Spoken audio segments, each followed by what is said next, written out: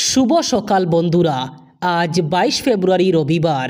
আজকের সকালের বরাক তথা সমগ্র আসামের গুরুত্বপূর্ণ খবরগুলি হল: 10 মার্চ মঙ্গলবার।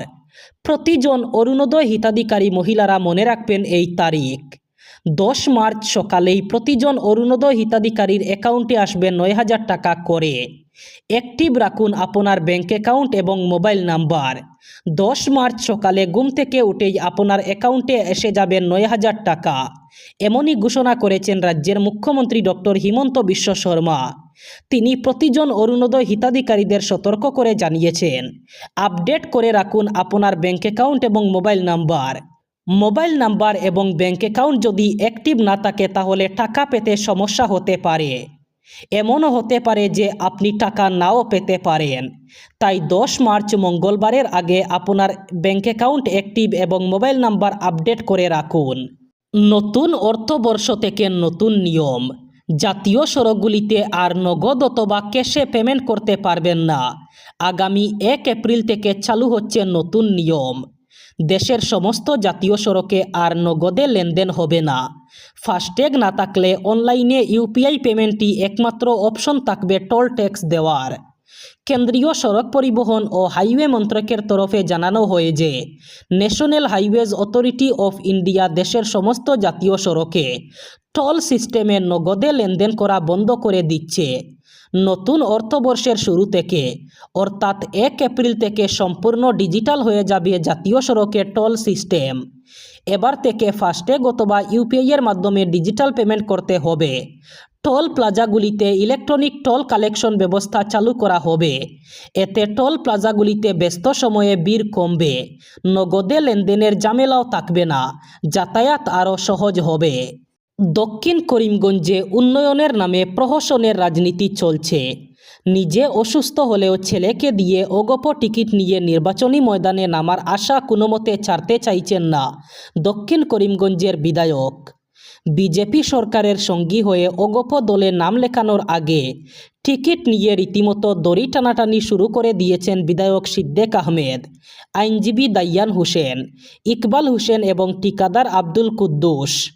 দক্ষিণ করিমগঞ্জে সমজেলার মর্যাদা ও কার্যালয় স্থাপন, নিলামবাজার ব্লক কার্যালয় স্থাপন, এসবি বিদ্যানিকেতন হায়ার সেকেন্ডারি স্কুলের খেলার মাঠে স্টেডিয়াম নির্মাণ সব কিছুই বাউতাবাজি এমনই বিস্ফোরক অভিযোগ তুলে দক্ষিণ করিমগঞ্জের 4 বারের বিধায়ক তথা রাজ্যের প্রাক্তন মন্ত্রী সিদ্দেক আহমেদকে বিঁধলেন জেলা কংগ্রেসের সহসভাপতি তথা দলীয় টিকিট প্রত্যাশী আজিজুর রহমান তালুকদার। দক্ষিণ করিমগঞ্জের উন্নয়নের নামে 20 বছর জনগণের সঙ্গে মিথ্যা প্রতিশ্রুতি আর প্রতারণা করে ভোট বৈতরণী পার পেলেও আর নয়। দেরিতে হলেও জনগণ বিধায়কের আসল চেহারা উপলব্ধি করতে পেরেছেন এবং তার সঙ্গ ছেড়েছেন বলে দাবি করে আগামী বিধানসভা নির্বাচনে বিধায়ক সিদ্দেকের প্রতারণার ফাঁদ থেকে সতর্ক থাকতে এই কেন্দ্রের সর্বস্তরের জনগণের প্রতি আবেদন জানালেন পুরখাওয়া রাজনীতিবিদ কংগ্রেসের অন্যতম প্রার্থী প্রত্যাশী আজিজুর রহমান তালুকদার। বদরপুর থানা এলাকার দক্ষিণ গ্রাম প্রকল্পে চরম অব্যবস্থার ফলে সপ্তাহ জুড়ে জল সরবরাহ বন্ধ। ফলে জলের জন্য হাহাকার গ্রামবাসীর। এই প্রকল্পের জল সরবরাহ অনিয়মিত থাকার কারণে দক্ষিণ গ্রাম, গোয়ালাঘাট, নৈখাই, কালপার এবং জায়ফরপুরে জল সরবরাহ প্রায় 10-12 দিন যাবৎ বন্ধ। গত পঞ্চায়েত নির্বাচনের পর দক্ষিণ গ্রাম পঞ্চায়েত প্রকল্পের পরিচালন সমিতি গঠিত হয়। প্রকল্প পরিচালনার দায়িত্ব অবৈধভাবে গ্রহণের অভিযোগ উঠেছে।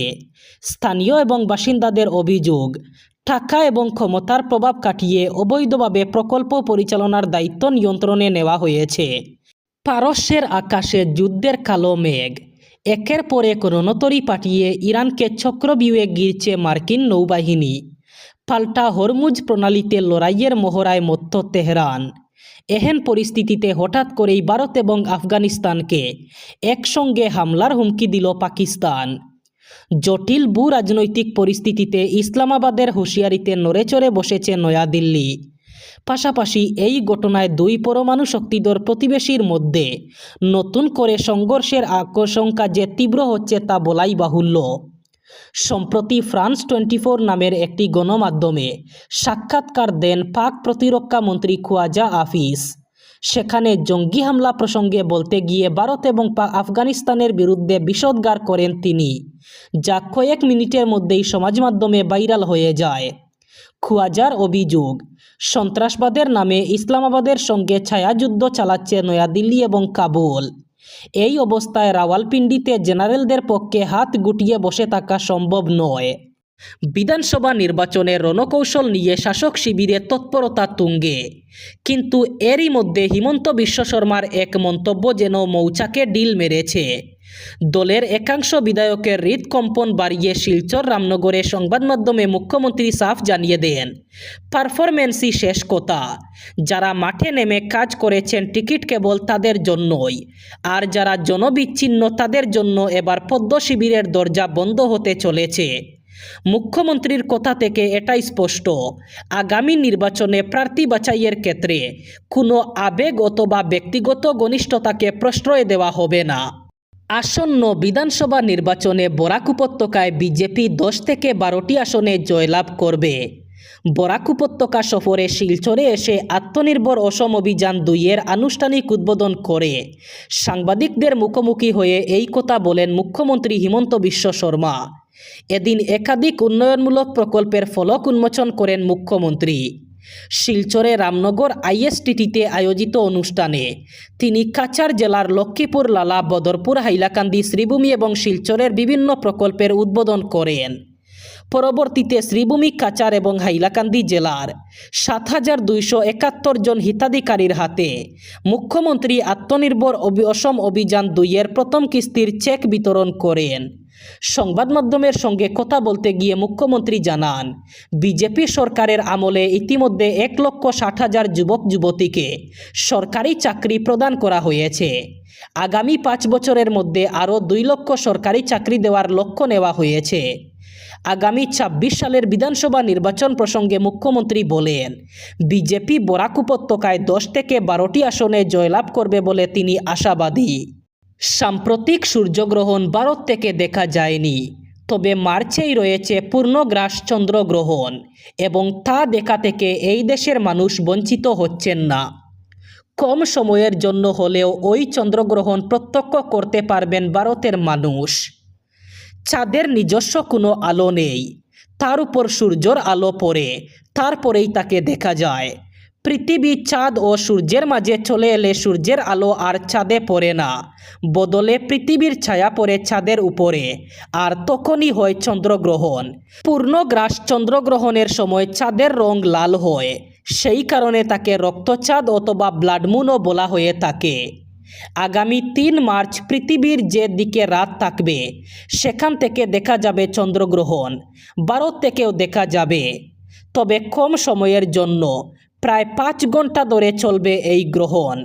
সবচেয়ে নাটকীয় পর্যায়ে চলবে 58 মিনিট 15 সেকেন্ড ধরে। এবার বরাক উপত্যকার 3 জেলার আজকের আবহাওয়ার খবর। আজ 22 ফেব্রুয়ারি রবিবার বরাক উপত্যকার 3 জেলায় হালকা গরম থাকার সম্ভাবনা। আজ শিলচর, কাছাড়ে সর্বোচ্চ তাপমাত্রা থাকবে 29 ডিগ্রি সেলসিয়াস এবং সর্বনিম্ন তাপমাত্রা থাকবে 17 ডিগ্রি সেলসিয়াস।